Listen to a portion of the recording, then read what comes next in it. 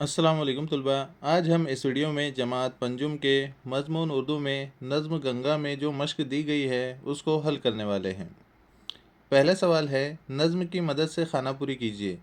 यहाँ पर हमें खाली जगह दी गई है, उसे हमें मुनासिब लफ्ज़ से पुर करना है।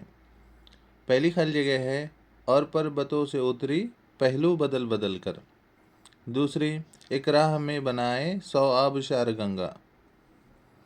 तीसरी खाली जगह है, पौधों को जान दी है, फूलों को ज़र दिया है।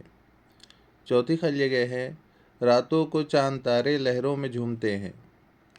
पांचवी खाली जगह है, सब है निसार तुझ पर, सब है निसार गंगा। इस तरह से आपको ये खाली जगह पुर करना है। अगला सवाल है, एक जुमले में जवाब लिखिए। इसमें पहला सवाल है, गंगा कहाँ से निकलती है।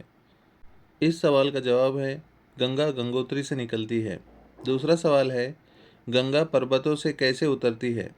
इसका जवाब है, गंगा पर्वतों से पहलू बदल बदल कर उतरती है। तीसरा सवाल है, गंगा के रास्ते में आने पर पत्थरों का क्या अंजाम होता है। इसका जवाब है, गंगा के रास्ते में जो पत्थर आते हैं उसे गंगा बहा देती है। चौथा सवाल है, आबशार कैसे बनते हैं। इसका जवाब है, जब पानी बुलंदियों से नीचे गिरता है तो आबशार बनते हैं।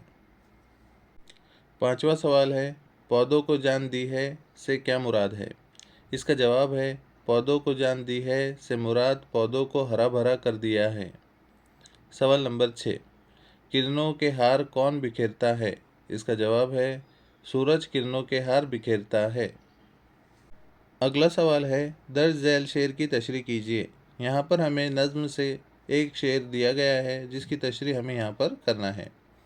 जंगल पहाड़ छोड़े मैदा बसाए तूने, अब और ही तरह के नक्शे जमाए तूने।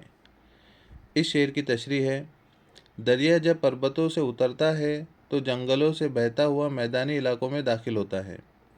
वो जंगलों को पीछे छोड़ देता है और अपने साथ लाई हुई मिट्टी को मैदानी इलाकों में फैला देता है। ये मिट्टी बड़ी ज़रख़ेज़ होती है। इस ज़रख़ेज़ मिट्टी की वजह से हर तरफ हरियाली छा जाती है और सारा इलाका हरा भरा, सरसब्ज़ व शादाब दिखाई देने लगता है।